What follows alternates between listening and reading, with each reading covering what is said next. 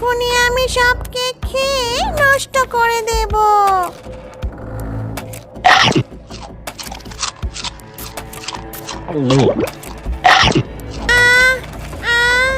এ কি হলো? আমার মুখ দিয়ে রক্ত বমি কেন শুরু হলো? লা লা লা লা লা লা লা লা লা লা লা। আহা কি আনন্দ আকাশে বাতাসে। কি যে মজা লাগছে, আমার খুব মজা লাগছে। আজ মা আমাকে কেক খাওয়ার জন্য টাকা দিয়েছে। কত কান্নাকাটি করার পর অবশেষে মা আমাকে টাকা দিয়েছে। আমি মজা করে কেক খাবো। আহ, কি সুন্দর ঘ্রাণ আসছে না? আরে আরে, এত সুন্দর শখ করে কেনা কেকটি মাটিতে পড়ে গেল। এবার আমি খাবো কি? এই শেকড়ে বাচ্চা শেকড়ের জন্য আমি হোঁচট খেয়েছি। আমার কেক, কত কষ্ট করে মায়ের কাছ থেকে টাকা নিলাম, আর আমি কেকটা কিনে খেতেও পারলাম না। আমার কেক। আহারে, আমার শেষ করে হোঁচট খেয়ে পড়ে মেয়েটার কেক নষ্ট হয়ে গেল। ইস, কত কাঁদছে। আমার শেকড়গুলো হয়েছে বাপু, একদম কথা শোনে না, যেখানে সেখানে ছড়িয়ে ছিটিয়ে থাকে। এই মেয়ে, কেক নষ্ট হয়েছে বলে কি এত কাঁদতে হয় নাকি? হ্যাঁ, যাও বাড়িতে যাও, বাড়িতে গিয়ে আবার টাকা নিয়ে এসে বাজারে গিয়ে কেক নিয়ে এসে খাও। আবার কেঁদো না গো, আর কেঁদো না। চুপ করো তো গাছ, একদম চুপ করো। তুমি কোনো কথা বলবে না। তোমার শিকড়ে হোঁচট খেয়েই তো আমি পড়ে গেলাম, আর পড়ে গিয়েই তো আমার কেকটা নষ্ট হলো। আর তুমি কি না বলছো টাকা দিয়ে কেক কিনে খাওয়ার কথা? কেক কিনে খাওয়ার টাকা কোথায় পাবো শুনি? এই একটা কেক আমি কত কষ্ট করে কিনেছি তুমি জানো? আমার মা অন্যের বাড়িতে কাজ করে, একটা কেকই আমাকে কিনে খাওয়াতে পারে না। কত কান্নাকাটি করে মায়ের কাছ থেকে কেক কেনার টাকা নিয়েছিলাম। আবার কি মা আমাকে টাকা দেবে কেক কেনার জন্য? আমরা কি বড় লোক? আমরা তো গরিব। এত টাকা কোথায় পাবো আমরা? হলো না, আমার কেক খাওয়া হলো না। আহারে, মেয়েটার কথা শুনে মনে হচ্ছে সে ভীষণ গরিব। আমার শেকড়ে হোঁচট খেয়ে তো তার কষ্ট করে কেনা কেক পড়ে গিয়ে নষ্ট হয়ে গেছে। এবার আমি তাকে আবার আগের আনন্দ ফিরিয়ে দেব। আর অনেকদিন হলো আমি কোনো গরিবদের সাহায্য করি না। আজ যখন সুযোগ এসেছে, এখনই তাকে সাহায্য করব। শোনো মেয়ে, আমার জন্য তোমার কেক নষ্ট হয়ে গেছে তো, তবে সেই প্রতিকার আমি করব।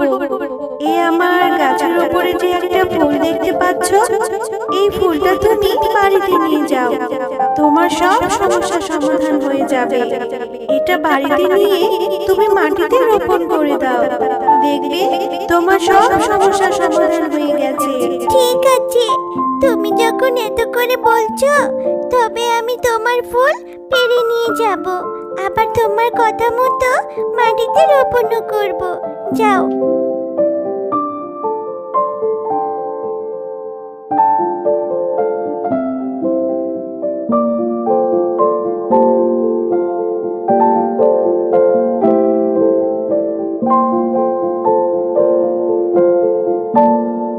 কি রে মুন্নি, আঙিনার মাঝে অযথা মাটি কেন করছিস? আর তোর পাশে ওইটা কিসের ফুল? ফুলটা কেমন জানি অদ্ভুত অদ্ভুত লাগছে, আর ফুল থেকে কেমন একটা ঝাঁঝালো গন্ধও আসছে। কোথা থেকে এই ফুল আনলি রে মুন্নি? আরে মা, তোমাকে তো এই ফুলের কথা বলতে ভুলেই গেছি। এরপর মুন্নি তার মাকে সমস্ত ঘটনা খুলে বলল।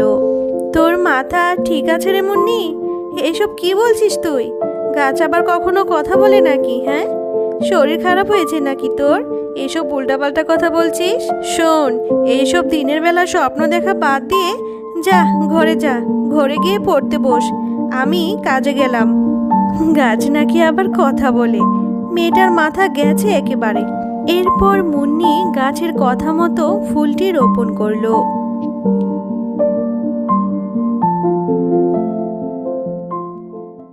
ও মা, এটা কি দেখছি আমি? আমি কাল যে জায়গায় ফুল রোপণ করেছিলাম সেই জায়গায় এখন কেকের গাছ হয়েছে। এই জন্যই বুঝি গাছ আমাকে বারবার গাছের ফুল নেওয়ার কথা বলছিল। কি মজা, কি মজা! আমি এখন গাছ থেকে কেক পেড়ে খাবো, যত ইচ্ছে তত। খবরদার মুন্নি, দাঁড়া, তুই এই গাছের কেক খাবি না। ফুল থেকে কেকের গাছ হয়ে গেল, কেমন জানি আমার সন্দেহ লাগছে। এ কোনো খারাপ কিছুর আভাস নয় তো? তুই কোন গাছের কথা যেন বলেছিলি আমাকে? নিয়ে চল তো সেখানে, আমি দেখতে চাই কোন গাছ তোকে এই ফুল দিয়েছে যার জন্য কেকের গাছ হয়েছে। ঠিক আছে মা, চলো, আমি তোমাকে সেখানে নিয়ে যাচ্ছি। এই যে মা, এই সেই গাছ, যে গাছটা আমাকে ফুল দিয়েছিল। এই গাছ, বলো তুমি আমার মেয়েকে কেন ফুল দিয়েছিলে যা থেকে কেক ধরা গাছ হয়েছে? কোনো খারাপ উদ্দেশ্যে আমার মেয়েকে ফাঁসাতে চেয়েছো নাকি? হ্যাঁ, নিশ্চয় এই কেক খেলে আমাদের কোনো ক্ষতি হয়ে যাবে। না না গো, তুমি সম্পূর্ণ ভুল বুঝছো আমাকে। তোমার মেয়ের মুখ থেকেই শুনেছি তোমরা নাকি খুব গরিব, তাই তো ওই ফুলের মাধ্যমে যে গাছ হবে সেই গাছে কেক ধরবে, আর সেই কেক তোমরা খেতেও পারবে আবার বিক্রিও করতে পারবে। এতে করে তোমাদের সংসারের অভাব দূর হয়ে যাবে। আমার কোনো অসৎ উদ্দেশ্য নেই গো, বিশ্বাস করো আমাকে। সত্যি তুমি আমাদের সাহায্য করার জন্য কেকের গাছ দিয়েছো? তুমি খুব ভালো। আমি অবশ্যই গাছে ধরা কেক বিক্রি করব আর আমাদের সংসারের অভাবও দূর করব। তবে হ্যাঁ, ওই কেকের গাছে দুইবার কেক ধরবে, রাতে আর দিনে। দিনের কেকগুলো বিক্রি করবে আর রাতের কেকগুলো ভুলেও ছবে না আর খাবেও না, বুঝেছো? যাও, তোমরা এখন বাড়ি ফিরে যাও। চল মা, তাড়াতাড়ি গাছ থেকে কেকগুলো পেড়ে নেই। আর এই গাছে ধরা কেকগুলো বিক্রি করতে তো আবার বাজারেও যেতে হবে। কেকগুলো দেখে মনে হচ্ছে অনেক সুস্বাদু হবে। নিশ্চয় বাজারে সবাই কেকগুলো নেবে আর গাছে ধরা কেক বিক্রি করে অনেক টাকা পাবো, আর আমাদের সংসারের অভাবও দূর হবে রে মা। এরপর শেফা শিয়ালিনী কেকের গাছ থেকে কেকগুলো পেড়ে বাজারে নিয়ে গেল বিক্রি করতে। আমি এজন্যই তো অপেক্ষা করছিলাম। আমি জানতাম ওই গাছ কাউকে সাহায্য করার জন্য আবার কিছু না কিছু দিবে। ওই গাছের আমি একদিন অনেক ফল নষ্ট করেছিলাম বলে গাছ আমাকে অনেক অপমান করেছিল। সে বলেছিল তার ফুল বা ফল দিয়ে নাকি সে গরিবদের সাহায্য করবে, এই বলে আমাকে তাড়িয়ে দিয়েছিল। সেদিনই আমি ফোন করেছিলাম, যদি কোনোদিন ওই গাছ সাহায্য করে সেই সাহায্য করা জিনিস আমি নষ্ট করে দেব। আজ ওই শেফার মেয়েকে কেকের গাছ দিয়ে সাহায্য করেছি, তাই না? দাঁড়া দেখ, ওই সাহায্য করা কেক আমি কিভাবে নষ্ট করি। এই তো, এই তো সেই কেকের গাছ।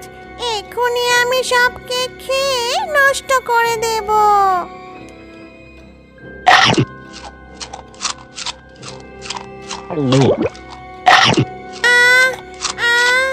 এ কি হলো? আমার মুখ দিয়ে রক্ত বমি কেন শুরু হলো? আমার ভিতরটা জ্বলে যাচ্ছে গো। গাছে ধরা কেক খেয়ে আমার এ কি হলো? এ বাবা, আমাকে বাঁচাও! গেল গেল গেল রে, আমার ভিতরটা জলে পড়ে ছাই হয়ে গেল। বাঁচাও, বাঁচাও আমাকে! আমি আগে থেকেই জানতাম আমি কাউকে সাহায্য করলে সেই সাহায্য করা জিনিস নষ্ট করে দিবি, তাই তো বুদ্ধি করে ওই কেক গাছের রাতের কেকগুলো আমি বিষাক্ত করে দিয়েছি। ঠিক হয়েছে, এবার উচিত শিক্ষা হয়েছে তোর। কেকগুলো খেতে সত্যিই অনেক মজা, আর কেকগুলো বাজারে অনেক ভালো দামেও বিক্রি হচ্ছে। এবার আর আমাদের আর কোনো অভাব নেই, তাই না মা? এরপর থেকে মুন্নি ও শেফা শিয়ালিনী অনেক সুখেই বসবাস করতে থাকে। তো বন্ধুরা, আজকের গল্পটি তোমাদের কাছে কেমন লেগেছে? যদি গল্পটি ভালো লেগে থাকে তাহলে লাইক, কমেন্ট আর সাবস্ক্রাইব করে আমাদের সাথেই থেকো। আর হ্যাঁ, এমন সুন্দর সুন্দর গল্প দেখতে চাইলে পাশে থাকা বেল আইকন বেলটি অন করতে ভুলো না কিন্তু।